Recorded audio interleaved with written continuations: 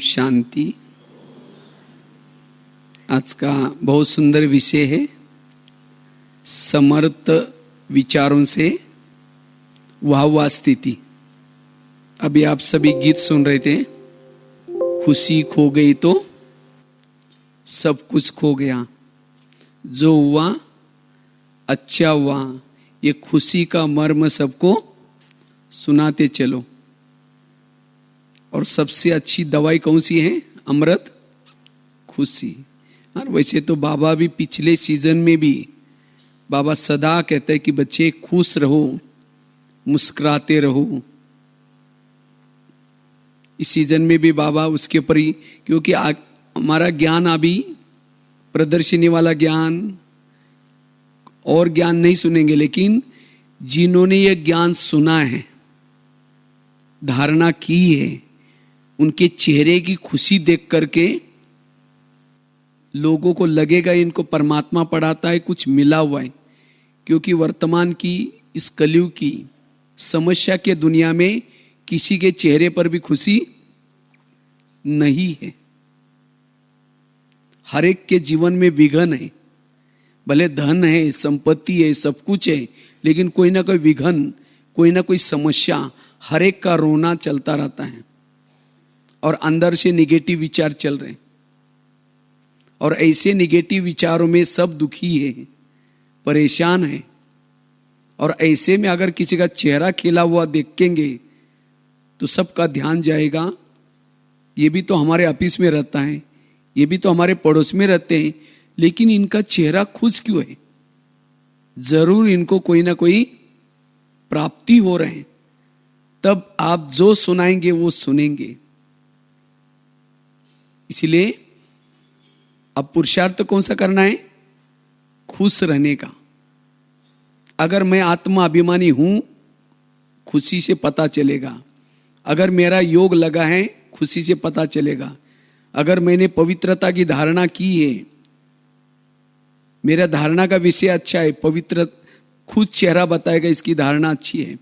आप सबकी सेवा कर रहे हैं, पुण्य का काम कर रहे हैं, खुशी दिखाई पड़ेगी। जो अच्छा काम करता है उसका चेहरा खुश रहता है, और जो खुश रहता है वायुमंडल भी कैसा फैलाएगा? खुशी का। और जो खुश रहता है उसके संकल्प भी कम चलेंगे, संकल्प भी पॉजिटिव चलेंगे। जो खुश रहता है वो सहज आत्माभिमानी बन सकता है, वो सदा ही उड़ता रहता है, वो फरिश्ता है। फरिश्ते के चेहरे कैसे रहते हैं? खुश रहते हैं। इसलिए खुश रहना है।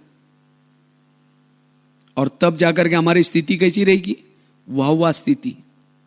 बाबा ने कहा ना, कैसे रहो? 31 तारीख की मुरली याद आए? बाबा ने उस मुरली में बार बार कहा कि सदा क्या कहो? वाह वाह। वाह मेरे पड़ोसी, वाह मेरा पति, हाँ वाह किसी ने गाली दी तो भी वाह वाह। और जो वाह वाह की स्थिति में रहता है वो मानसिक रूप से स्वस्थ और शारीरिक रूप से भी स्वस्थ रहेगा। कहा ना, खुशी जैसी अमृत नहीं, दवा नहीं, ये सबको पिलाते रहो, गीत में था। आज खुशी नहीं है, इसीलिए लोगों को बीमारियां हो रही। जो निगेटिव सोचते हैं, वेरस सोचते हैं, उसको शरीर की भी बीमारी, उसका मन भी बीमार, तन भी बीमार। क्योंकि जो निगेटिव सोचता है उसका दिमाग कैसा रहता है? दिमाग गर्म रहता है। और जिसका दिमाग गर्म रहता है उसके दिमाग में केमिकल्स उतरते हैं और उससे शरीर की बीमारी होती है। इसलिए कहते हैं ना, जिसका पाँव गर्म, पेट नरम, दिमाग ठंडा, उस घर में कोई डॉक्टर है उसको मार दो डंडा, वहां डॉक्टर की कोई जरूरत नहीं। लेकिन आजकल उल्टा होता है, पाँव ठंडे और दिमाग गर्म। आज किसी को पेट की बीमारी होती है, ईर्ष्या करने वालों को पेट की बीमारी होती है। इसलिए कहते हैं ना, तुम मेरे को देख करके तुम्हारे पेट में जलन होता है क्या? किसी का ब्लड प्रेशर बढ़ता है, बीती हुई बातों को याद करने से ब्लड प्रेशर। और जो बीती हुई बातों को याद करता है खुश कैसा रहेगा? वो वाह वाह कैसा करेगा? आज किसी को शुगर होते, दूसरों को कंट्रोल में रखने की कोशिश करेंगे। मैं इसकी सास हूं, मैं इसका पति हूं, मैं इस घर का मालिक हूं, मैं इसकी माँ हूं, इस बच्चे को मैंने पढ़ाया लिखाया, और जब इसकी शादी हुई अपनी पत्नी का ही मानता है, मुझे पूछता ही नहीं। अभी मेरी हालत ऐसे है तो बुढ़ा में पता नहीं क्या करेगा। निगेटिव सोच, इससे केमिकल्स उतरते, उसे शुगर होते ही। शुगर कोई चीनी खाने से नहीं होती। किसी को दूर का कम दिखता है, क्यों? दूसरे की बुराई को आंखें फाड़ फाड़ करके देखेंगे। जो आंखें फाड़ता है, बड़ी बड़ी करता है, उसकी पुतली फैल जाते हैं जिसे दिखता है। फिर डॉक्टर के पास जाने से डॉक्टर कहता आपको चश्मा लगाना पड़ेगा, नंबर लग गया। चश्मा तो लगाया, फिर भी बुराई देखना नहीं छोड़ेंगे, नंबर बढ़ता ही जाएगा उसका। हर साल चश्मा बदलना पड़ेगा। किसी को नजदीक नहीं दिखता, अपनी बुराई को कभी नहीं देखेंगे। दमा होता है, अस्थमा, कोई भी बातों को पेट में दबा कर रखेंगे, खुल के नहीं बोलेंगे, दमे का प्रॉब्लम। आज किसी को जॉइंट पेन होते हैं, मसल पेन होते हैं, क्यों? अभिमान में चलने से, गुस्सा करने से। आज किसी को स्पॉन्डालाइट होता है, सर्वाइवर, रास्ते में जा रहे सब्जी लाने के लिए देखेंगे वो क्या करती है, वो क्या करता है, इधर उधर देखता है। डॉक्टर के पास जाने से कहता है डॉक्टर साहब मुझे कुछ प्रॉब्लम हो रहा है। डॉक्टर चेक करता है और एक बड़ा सा पट्टा लगाता है गले में, कहता है आपका स्पॉन्डालाइट हुआ, ये पट्टे से ठीक हो जाएगा। जब पट्टा लग जाता है तो 6 मास तक ना इधर देखेगा ना इधर देखेगा, सीधा देखते चलना पड़ेगा। तो तन बीमार क्यों हो रहे हैं? जिसका मन बीमार उसका तन भी। इसीलिए क्या करना है? सदा खुश रहना है, सदा पॉजिटिव रहना है। लेकिन कई कहते हैं कि खुश कैसे रहे, मेरे सामने समस्या आती है, मेरे सामने बातें आती है, बातें कितनी भी आए, परिस्थिति कितना भी आए, लेकिन कैसे रहना है? खुश। तो खुश रहने के लिए हमारे विचार कैसे चाहिए? समर्थ विचार। जहां समर्थ है वहां व्यर्थ कुछ भी नहीं हो सकता। जहां विचार समर्थ है वहां योग भी लगेगा। जिसके विचार समर्थ हैं वो अपना आत्मदर्शन कर सकता है। जिसका मनोबल मजबूत है परमात्मा का दर्शन कर सकता है। उसके लिए सफलता ही सफलता है। हर जगह पर एडजस्ट करेगा, उसके अंदर सहन शक्ति आएगी, और भी अष्ट शक्ति आएगी, 7 शक्तियां। और जहां शक्तियां हैं वहां दैवी गुण भी आएंगे, क्योंकि शक्तियों के बच्चे हैं दैवी गुण।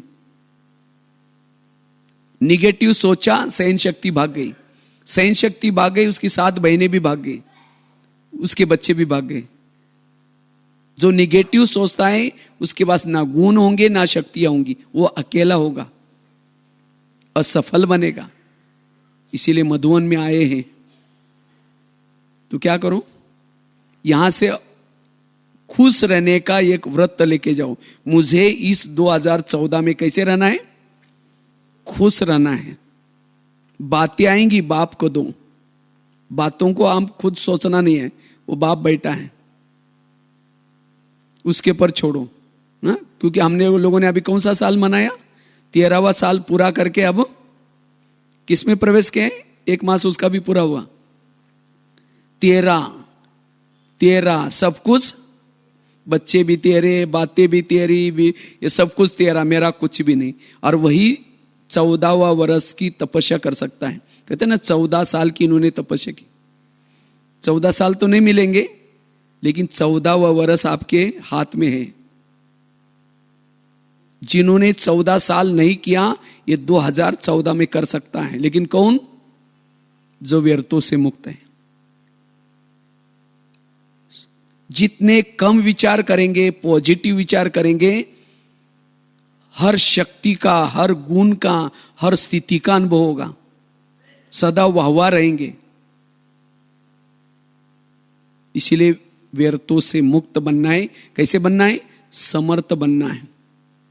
हर विघन में भी मन चुप रहे, मन सोचे नहीं, मन चुप। कोई कुछ भी करे हमारा तो भी मन चुप। विघन समस्या 100 उन्नति की सीढ़ी है। तो हर परिस्थिति में मन हमारा समर्थ रहे, वाहवा स्थिति का रहे, इसके लिए क्या पुरुषार्थ करें? भले विघन कैसे भी हो, परिस्थिति कैसी भी हो, तब भी हमारी स्थिति वाह रहे। इसके लिए सबसे पहली बात है ड्रामा के ऊपर विश्वास। उसके लिए 6-7 बातें आपको सुनाते। अगर हर परिस्थिति में मेरे विचार समर्थ रहे और मेरी स्थिति वाह रहे, इसके लिए 6-7 बातें नोट करके लेके जाना यहां से। पहली बात है ड्रामा के ऊपर विश्वास। मेरा जो बाबा ने ड्रामा बनाया है, जिस पति के साथ रखा है, जिस बच्चों के साथ रखा है, जिस पड़ोसी के साथ रखा है, ये मेरा ड्रामा कैसा है? कल्याणकारी। ये खुशी का मर्म बताया, गीत में बताया ना, खुशी का मर्म क्या है? जो हुआ अच्छा हुआ, जो हो रहा अच्छा, जो होगा वो भी अच्छा। तो मेरा ड्रामा आज तक का जो बीता वो भी पसंद आया सबको ड्रामा अपना अपना। आज तक इस जन्म में भले किसी ने तंग किया होगा, यहां की ट्रांसफर वहां किया होगा, किसी ने तंग किया होगा, विघन डाले होंगे, ये सब पसंद आया? यही रिपीट होना चाहिए या कुछ बदलाव चाहते हैं? बाबा मेरा ड्रामा तो बहुत खराब गया है, अगले कल्प में थोड़ा सा अच्छे पड़ोसी रखना जो तंग ना करे, परेशान ना करे। कोई बदलना चाहता है ड्रामा को? हाँ, यही रिपीट होना चाहिए। जो जो सोचते मेरा यही ड्रामा बहुत अच्छा, इसको ही बाबा 5000 साल के बाद रिपीट करना, वो हाथ खड़ा करो। चलो बहुत अच्छी बात है। और जिसको बदलना है उसको बाबा को हम रिक्वेस्ट करें कि बाबा इनका थोड़ा परेशानी वाला ड्रामा था, इसको बदल देना। कौन कौन चाहता है ड्रामा बदलना? अच्छा, आधे लोगों को बदलना है। अगर ड्रामा बदल देंगे आपका, तो ये जो ड्रामा बना है बाबा मिला है वो नहीं मिलेगा फिर। हाँ, ये नहीं मिलेगा फिर, क्योंकि आज तक की एक एक ड्रामा की सीन का कारण आपको ये ड्रामा बना है। अगर विघन ना आते, परिस्थिति ना आती, अगर आपके घर में कोई ब्रह्मा कुमारी आती, माता जी चलो आप ज्ञान में, कहेंगे बहन जी हमारे घर में बड़ी शांति है, नहीं चाहिए आपका ज्ञान। वो उन विघन डालने वालों का धन्यवाद, उन झगड़ा करने वाला का धन्यवाद, उन परिस्थिति का धन्यवाद जिन्होंने प्रभु मिलन कराया। इसलिए बाबा ने हर एक का ड्रामा बड़े फुर्सत से बनाया है। जो भी पड़ोसी रखे हैं, जो भी बच्चे हैं, पति है, ये सब कल्याण करने वाले हैं। और जो ड्रामा के ऊपर विश्वास रखेगा वही वाहवा स्थिति में रहेगा, उसकी ही स्थिति वाहवा रहेगी। भले पति शराबी है, मारता है, पीटता है, तो भी पति को देख करके वाह वाह मेरा पति। आप कहेंगे शराबी है और वो मारता है, पीटता है, उसको देख करके वाह वाह कैसे कहेंगे? जब मुरली सुन करके जाएंगे, बच्चे पर चिंतन नहीं करो, वेरत नहीं सोचो, और घर में पहुंचे तो पति शराब पी के आया, फिर ये पति फिर भी पी के आया, फिर बड़बड़ कर रहा है, सास तंग करने वाली है, लेकिन तो भी हमारी स्थिति वाह वाह। क्यों वाह वाह? अब वो माता के लिए तो पति बहुत मिले ना, सतयुग में मिला होगा, त्रेता में मिला होगा, द्वापर में मिला होगा, अभी भी मिला है। सतयुग के पति तो बहुत अच्छे होंगे, ना शराब पीते थे, ना मारते थे, ना पीटते थे, सोने के महलों में रहते थे, घर के सामने पुष्पक विमान था, बहुत संपत्ति थी, इतना अच्छा पति थे, देवता थे। लेकिन क्या उन देवताओं के कारण उसको शिव बाबा मिला है? और अभी का पति शराबी है, मारता है, पीटता है, उसके कारण कौन मिला है?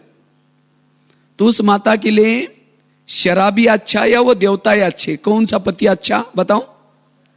शराबी अच्छा। तो इसीलिए और उसको देख करके हाँ, उसको और बाबा कहना, बाबा ऐसा ही शराबी 5000 साल के बाद भी जरूर देना, क्योंकि उसके कारण आप मुझे मिले। हाँ, इसीलिए सदा समर्थ।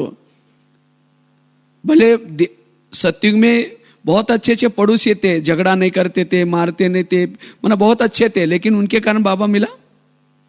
तो संगम युग में मेरा जो है, जैसा शरीर है, जैसे पड़ोसी है, जो भी है, ये सब वाह के लायक है। इसीलिए हर परिस्थिति में क्या सोचो? वाह वाह।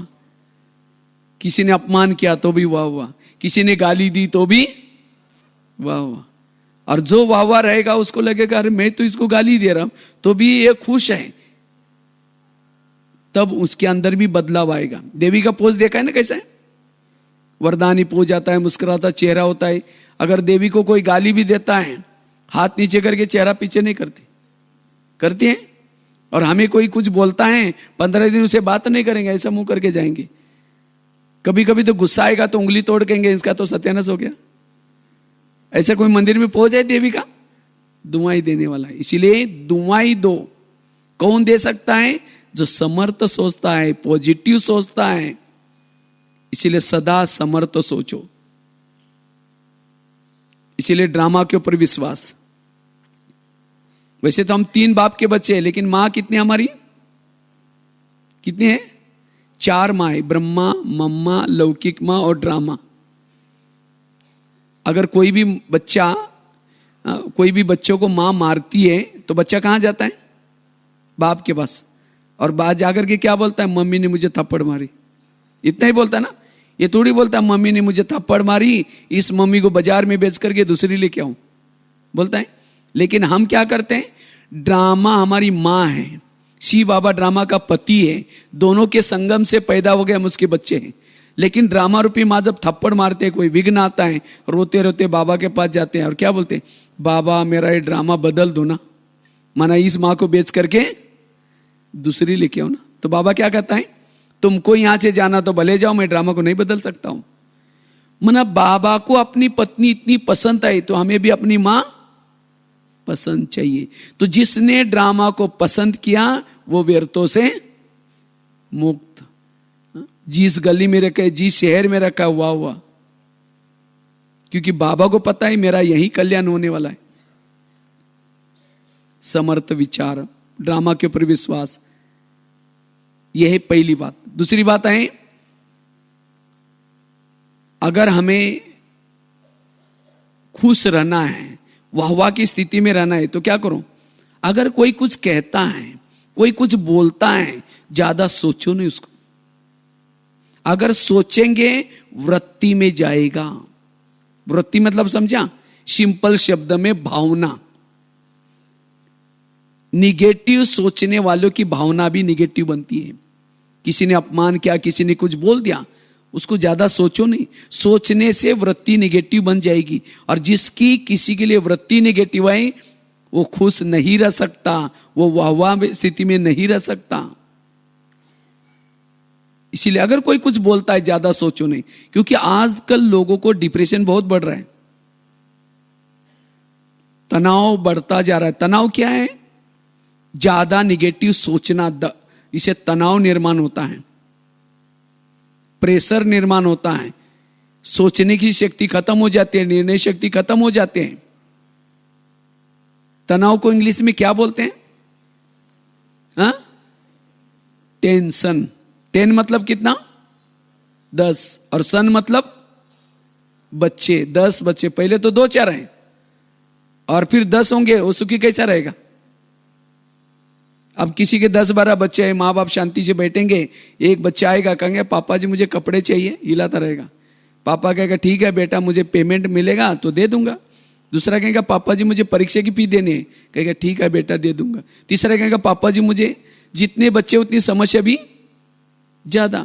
इसी तरह जिसके अनेक सारा दिन के संकल्प, विकल्प, इच्छाएं, तृष्णाएं बच्चे पैदा करके छोड़ देते हैं, और शाम को जब योग में बैठेंगे वही संकल्प विकल्प बच्चे आएंगे और शाम को आपको हिलाते रहेंगे, पापा जी मम्मी जी। आप उस संकल्प विकल्प के मम्मी पापा हैं, कहां योग लगेगा? इसलिए जिसने कम सोचा, पॉजिटिव सोचा, समर्थ सोचा, वही खुश रह सकता है। इसीलिए हमें क्या करना है?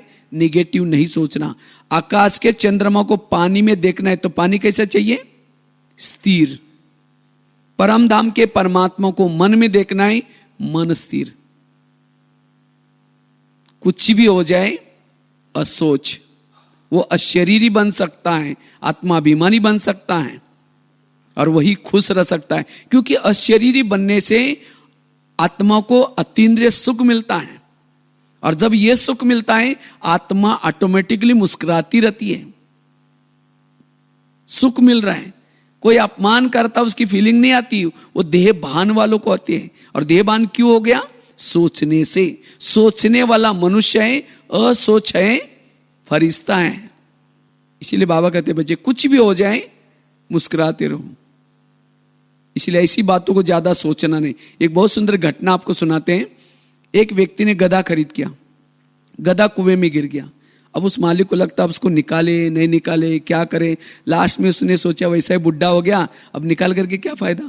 आसपास वालों को सबको बुलाया और कहता है मेरा गधा कुएं में गिरा है, आप लोग फावड़े लेके आना, उसके अंदर दफनाना है उसको। तो सब लोग फावड़े लेके आए, मिट्टी डालना शुरू किया। अब गधा तो जिंदा था, नीचे से जोर जोर से चिल्लाता है, कोई सुनते नहीं, लोग मिट्टी डालने में मस्त है। लास्ट में गधे ने देखा कोई सुनने वाला नहीं है, चुप हो गया। और ऊपर से जो भी मिट्टी आती थी उसको जोर से झाड़ करके गिराता था नीचे, जोर से झाड़ करके नीचे गिराता था। पैर के नीचे ढेर होता गया, एक एक पांव ढेर पर रख के कुएं से बाहर आ गया। वो गधा कैसा था? समझदार था। आज इतना भी हम उससे सीखेंगे। अगर हमें भी कोई लोग दफनाने की कोशिश करेंगे, दबाने की कोशिश करेंगे, इसके लिए निगेटिव की मिट्टी डालेंगे, आस पास वाले सब डालेंगे, लेकिन उस समय हम क्या करते हैं? चिल्लाते हैं, उसने मुझे क्यों बोला। मन में चिल्लाएंगे, औरों को भी जाकर सुनाएंगे, कोई सुनने वाला नहीं है। इसी बजाय चुप रहो। ऐसी बातों को रोज सोने से पहले झाड़ करके नीचे गिरा दो, रोज रात को झाड़ करके नीचे गिरा दो। यही बातें आपको ऊपर लेके आएंगी। अगर सोचेंगे टाइम वेस्ट हो जाएगा, मनोबल खत्म हो जाएगा। इसीलिए इस वर्ष में हमें यह पुरुषार्थ करना है। दादी जी रोज रात को, दादी प्रकाशमणि जब सोती थी, सोने से पूर्व मुरली पढ़ करके सारी बातें बाबा को सुना करके डांस करके सो जाती थी, खुश होकर के सो जाती थी। बाबा सारा दिन का आज का ड्रामा आप क्या वाले में, क्योंकि वो बातें नहीं तो अमृत वेला आपको थकाएगी, अमृत वेला ठीक होने नहीं देगी। इसीलिए रोज क्या करना है? रात को सारी बातों को झाड़ करके हल्के होकर के सो जाए। वही सदा खुश रहेगा, वही वाहवा की स्थिति में रहेगा। तीसरी बात है, सदा अपने मन में समर्थ विचार करो, तब वाहवा स्थिति में रहेंगे। तो समर्थ विचार कहां से मिलेंगे? टीवी देखने से मिलेंगे। चलो पीस ऑफ माइंड देखेंगे तो थोड़ा मिल भी जाएंगे, लेकिन और बातें देखेंगे तो क्या हो जाएगा? और कमजोर विचार आएंगे। पड़ोसनी के पास जाकर के गप्पे लगाने से भी नहीं मिलेगा, अखबार पढ़ने से भी नहीं मिलेगा। तो समर्थ विचार मिलते हैं मुरली से। तो जो रोज मुरली सुनता है और उसको बार बार सोचता है, उसके विचार समर्थ, वही वाहवा की स्थिति में रहता है। क्योंकि जो मुरली सुनता है उसकी बुद्धि स्वच्छ रहती है, क्लीन रहती है, क्लियर रहती है। मैले खिड़की से बाहर देखो तो कैसा दिखाई पड़ेगा? मैला दिखाई पड़ेगा। तो जिसके मन में निगेटिव विचार चलते हैं उसकी बुद्धि अस्वच्छ बनती है। और अस्वच्छ बुद्धि से जब योग में बैठता है, ना परमधाम दिखता है ना परमात्मा दिखता है। फिर कई कहते योग में तो बैठते हैं, कुछ दिखता ही नहीं है। क्यों नहीं दिखता? निगेटिव सोचा है। इसीलिए हमें क्या करना है? रोज विचार कैसे बनाना है? पॉजिटिव, सकारात्मक। मुरली की बातों को याद करो। आज वरदान क्या था, आज का स्लोगन क्या था,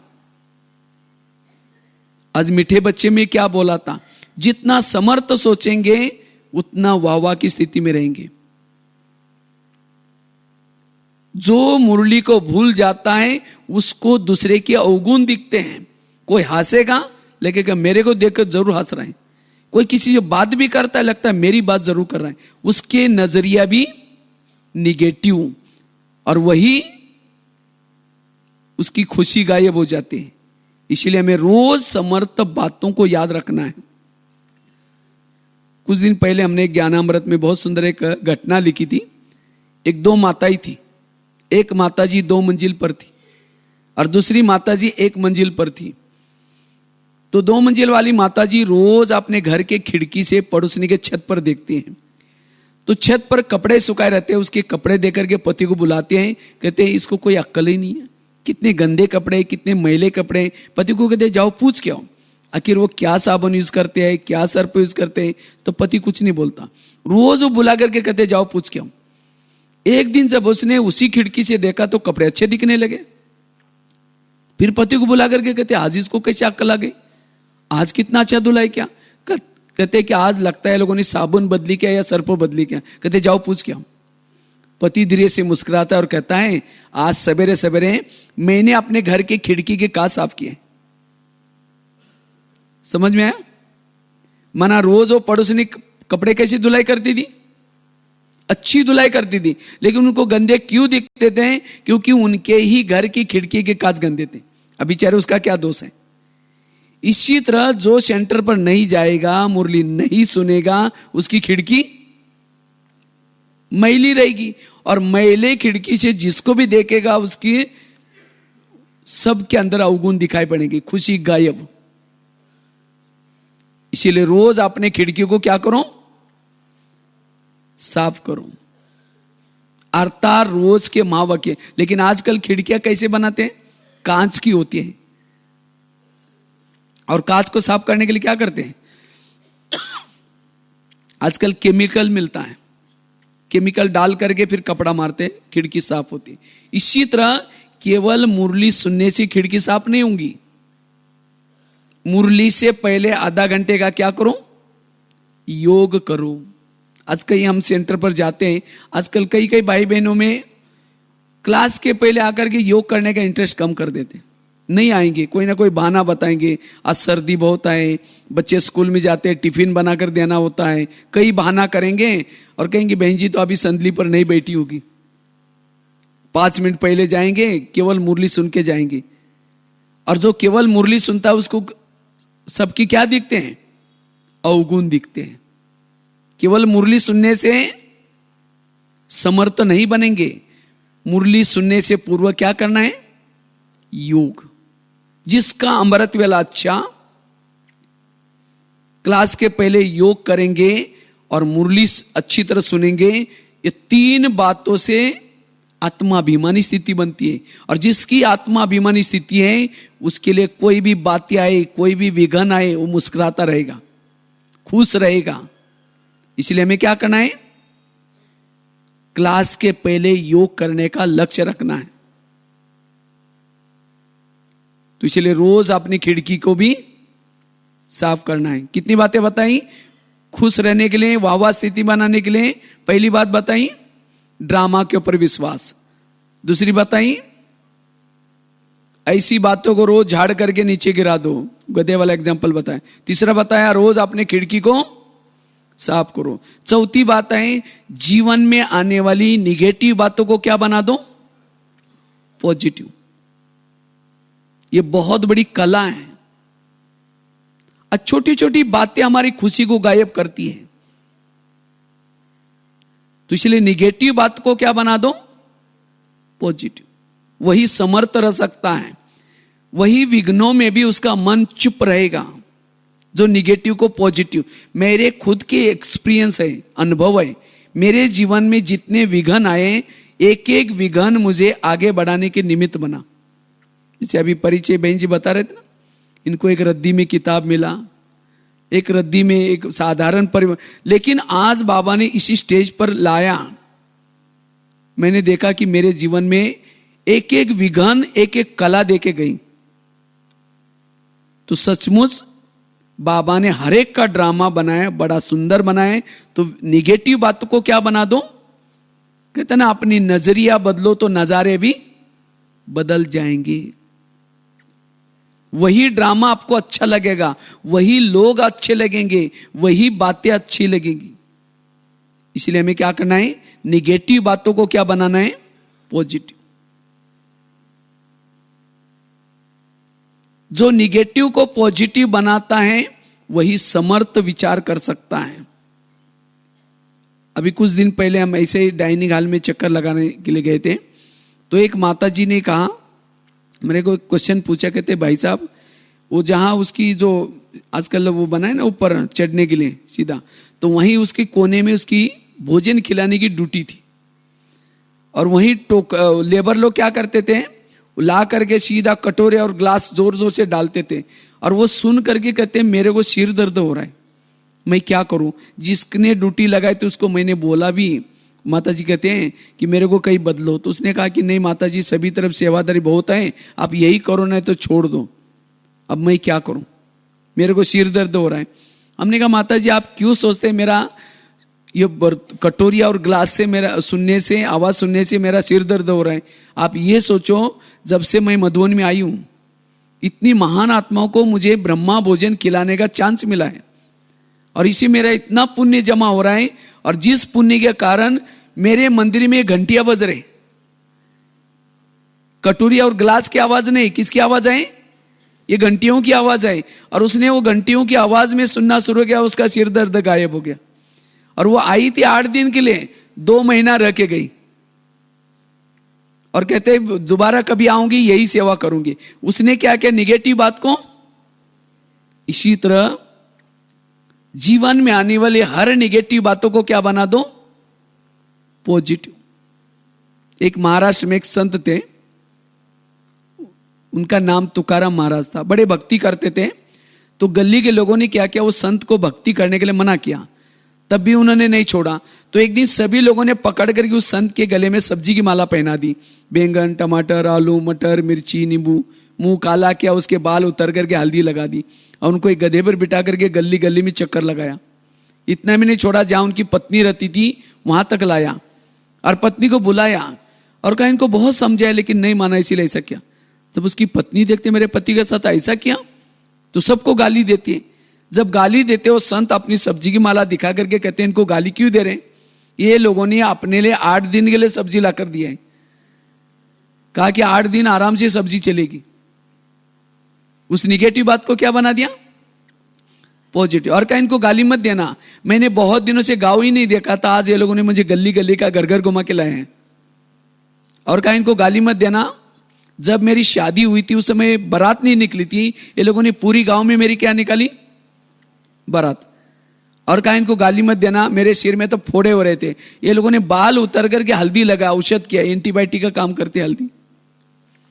और कहा गाली मत देना, जब मुझे घुमाने के लिए लेके गए थे, बाहर इतनी तेज धूप थी, तेज धूप में लोगों ने पाँव में कुछ नहीं पहना था, इनके पाँव में तो छाले आए होंगे, मुझे कुछ नहीं हुआ क्योंकि मैं आराम से ऊपर गधे पर बैठा था।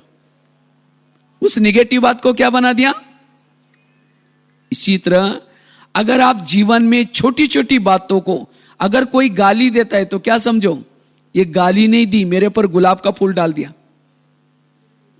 अगर मंदिर बनेगा और उस मंदिर में गुलाब का फूल चढ़ाने वाला कोई नहीं आएगा, उस मंदिर का क्या फायदा? भगत आनी चाहिए ना, कोई पानी डालने के लिए, कोई गुलाब का फूल चढ़ाने के लिए, कोई कीर्तन भजन गाने वाले चाहिए ना। तो कौन आएंगे? जो संगम युग में कोई अपमान करेगा, निंदा करेगा, वही क्या करेगा? गुलाब का फूल चढ़ा देगा। अगर यहां आपका कोई परचिंतन करता है, व्यर्थ बोलता है, वही आपके कीर्तन भजन गाने वाले बनेंगे। तो जिस दिन किसी ने परचिंतन किया, निगेटिव सोचने के बजाय, खुशी गायब करने के बजाय बाबा को कि बाबा आज आपको बहुत धन्यवाद, आपने एक बहुत अच्छी भजन मंडली भेजी थी, उन्होंने मेरा बहुत अच्छा 1 घंटा पर भजन किया, आपका धन्यवाद, कल किसी को भेज देना। और तो ऐसी बातें सुनने से आपकी खुशी खराब नहीं होगी, निगेटिव संकल्प नहीं चलेंगे। भजन कीर्तन में क्या होता है? 2-4 जन इकट्ठे होते हैं, एक जन टाल बजाता है, एक जन डपला बजाता है, एक जन गाता है, 2-4 जन सुनते हैं, उसको क्या कहते हैं? कीर्तन भजन। तो परचिंतन में भी क्या होता है? 2-4 जन इकट्ठे होते हैं, एक कहेगा वो है ही ऐसी, मना गाने का काम चल रहा है, दूसरा कहेगा मेरे साथ भी ऐसा क्या, ढोल बजा रहे हैं, दूसरा कहेगा हाँ चलता रहता है आजकल तो ताल बजा रहे हैं, 2-4 जन सुन रहे हैं। हाँ? यहां संगम में जो ये कहेगा कि है ही ऐसी, वो द्वापर ही गाएगा। तो जब आपका मंदिर बनेगा, उसी मंदिर में, उसी गांव में उनको शहर में जन्म लेना पड़ेगा। और उसने यहां संगम में 1 घंटा कहा था कि है ही ऐसी, वो क्या कहेगा? 1 जन्म तक हे देवी तुम बड़ी महान हो करके गायन करेगा। जिसने हाँ में हमें लाया था वो ढोल बजाएगा, किसी ने और साथ दिया था वो टाल भी बजाएगा, और जिसने सुना था वो कीर्तन भजन सुनने वाले बनेंगे। कर्मों की गुई गति है, इसीलिए बाबा कहते बच्चे निगेटिव बात को क्या बना दो, पॉजिटिव, तब आपकी खुशी गायब नहीं होगी। क्योंकि बाबा को तो दया आते ही लगता है कि ये तो भजन के देवी देवता बनने का इतना अच्छा पुरुषार्थ कर रहे हैं, इनके सामने कुछ मैं भगत भी भेजता हूं। अगर कोई भजन कीर्तन कर रहा है देवी तो उससे नाराज थोड़ी होते हैं। इसीलिए बाबा कहते बच्चे इसको कहते हैं समर्थ थॉट्स, समर्थ विचार। और ऐसे विचार करने से उसकी स्थिति रहेगी वाह वाह, नो प्रॉब्लम, मेरे जीवन में कोई प्रॉब्लम नहीं। क्योंकि जिसके जीवन में प्रॉब्लम्स हैं वो खुद भी योग में बैठेंगे, योग में माया आते मतलब कोई राक्षस आकर के थोड़ी हिलाता है, प्रॉब्लम की बातें चलती है। योग में बैठेंगे, लाल लाइट चल रहा है, गीत बज रहे हैं, शुरू करके मैं आत्मा हूं शांत, फिर कहेंगे मेरे उन्होंने क्यों बोला, फिर कहेंगे छोड़ो कोई बात नहीं मैं आत्मा हूं शांत, फिर कहेंगे 15 दिन पहले भी तो बोला था, फिर कहेंगे छोड़ो कोई बात नहीं मैं आत्मा हूं शांत, फिर कहेंगे सबके बीच में क्यों बोला, कहां योग लगेगा। इसीलिए योग अर्थात बैठते समय योग की चिंतन नहीं, सारा दिन समर्थ पॉजिटिव, वही कर्मयोगी बन सकता है, वही अंतर्मुखी बन सकता है, वही एकाग्र रह सकता है, वही खुश रह सकता है। इसलिए समर्थ। तो कितनी बातें बताई, 4। 5वीं बात है, अगर सदा खुश रहना है, वाह की स्थिति में रहना है, विघ्न डालने वालों के प्रति सकारात्मक दृष्टिकोण अपना दो। जो आपके जीवन में विघ्न डालता है, समस्या निर्माण करता है, उसके तरफ देखने का नजरिया बदलो। हम कहते हैं ये तो मेरा दुश्मन है, मैं इसको कैसी दुआएं दे सकती हूं, इसने तो मेरे लिए क्या क्या किया है, मेरी यहां की ट्रांसफर वहां कर दी, बड़ों के पास जाकर के चुगली लगाई, मेरा नाम खराब किया, भावना खराब की, और मैं इसके लिए दुआएं कैसे दे सकती हूं, हम उसको मिल भी नहीं सकते। आज ऐसी स्थिति है, लेकिन मेरा कोई भी दुश्मन नहीं है। वो मेरे लिए जो भी कर रहा है उसमें कुछ कल्याण है। क्या कल्याण है? एक रामायण की आपको घटना सुनाते हैं। राम राजा बनने वाला था, लेकिन रात में आकर के मंत्रा ने कई को 2-4 उल्टी बातें सुनाई। क्या सुनाया? तुम्हारा बेटा भी तो है, तुम अपने बेटे को छोड़ करके राम को राजा बना रहे। और ये बातें सुन करके राम को राजा बनाने के बजाय 14 वर्ष वनवा में भेजा। वनवा में गया, सीता गई, लक्ष्मण गया, तीनों भी घर से चले गए। वियोग के कारण दशरथ ने प्राण त्यागा। खाने का प्रॉब्लम, सोने का प्रॉब्लम, घास में सोए, ये सब किसके कारण हुआ? मंत्रा के कारण। तो मंत्रा को जो भी देखेगा उसकी भावना अच्छी चलेगी बुरी चलेगी। मैं बचपन में जब रामायण देखता था तो उस समय जब स्क्रीन में वो मंत्रा आती थी, काला सा ड्रेस पहन करके डंडा लेकर के, मैं मंत्रा को देखते कहते नहीं इसको नहीं देखना, इस बुढ़िया को भगाऊं। मैं खुद भी नफरत करता था, मुझे अच्छा नहीं लगता था मंत्रा का पाठ। लेकिन एक दिन जब मैंने सोचा तब मुझे पता चला मंत्रा ने राम के लिए जो किया वो बड़ा अच्छा किया। अगर उसी रात में मंत्रा उनके घर में ना आती तो राम क्या बनने वाला था? राजा। अगर राजा बनता तो जंगल में नहीं जाता, जंगल में नहीं जाता सीता की चोरी ना होती, सीता की चोरी ना होती तो रावण को ना मारता, रावण को ना मारता तो राम की महिमा भी कोई नहीं गाता। राम की महिमा किसके कारण है? मंत्रा के कारण है। यह है सकारात्मक दृष्टिकोण। इसी तरह ड्रामा अनुसार हर एक के पास भी कोई ना कोई 1-2 मंत्रा जरूर होती है जो चुगली करते हैं, यहाँ की ट्रांसफर वहां करते हैं, झगड़ा लगाते हैं। और आज हमारे जीवन की खुशी गायब होते हैं उस मंत्र का शक्ल देखने के बाद। कहते ये यहां से चली जाए हम बहुत सुखी रह सकते हैं, ये मेरे जीवन का बहुत बड़ा विघ्न है। लेकिन याद रखना, जैसे राम को मंत्रा ने ही महिमा योग्य बनाया, इसी तरह वही मंत्र आपके लिए महिमा योग्य बनाने वाली है। उसके तरफ देखने का दृष्टिकोण बदलो। बाबा ने हर एक को जो रखा है आपका कल्याण के लिए रखा है। अगर राम के जीवन में मंत्रा ना आती, हनुमान, अंगद, ऋषि, मुनि कोई नहीं मिलते। ये सब किसके कारण मिले? मंत्रा के कारण। आज आपके जीवन में बाबा मिला, दैवी परिवार मिला, दीदी दादियां मिली, ज्ञान मिला, किसके कारण? आज तक की मंत्राओं के कारण। कभी एकांत में बैठ करके मधुवन में क्या सोच के जाओ? हा? आज तक जिन्होंने तंग किया उन सभी को धन्यवाद दो, कहो कि आप लोगों ने हमें तंग किया, हमारा जीवन बहुत अच्छा हुआ, लेकिन फिर 5000 साल के बाद तंग करने के लिए जरूर आना।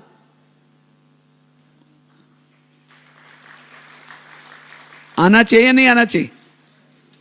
अगर नहीं आएंगे तो आपका भला नहीं होगा। इसीलिए बाबा कहते बच्चे अपने ड्रामा की तरफ देखने का दृष्टिकोण बदलो,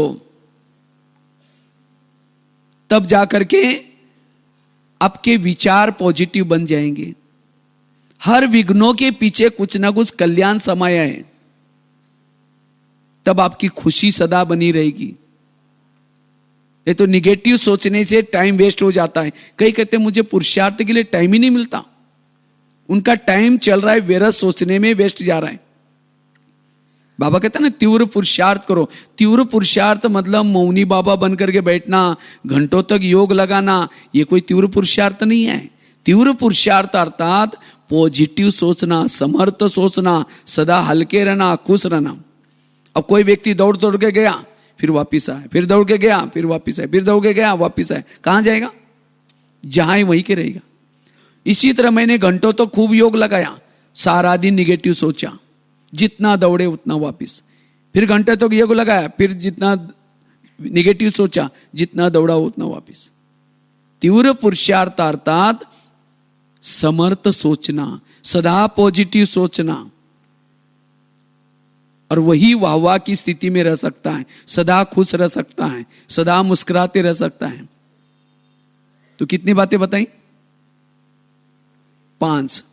छठी बात है, अगर वाहवाह की स्थिति बनानी है, कभी कभी हमारे लिए वंडरफुल लगता है। क्या लगता है? कहते हम इसके रास्ते में कभी जाते नहीं, मैंने इसके लिए कुछ किया नहीं, फिर भी मेरे पीछे क्यों पड़ा है?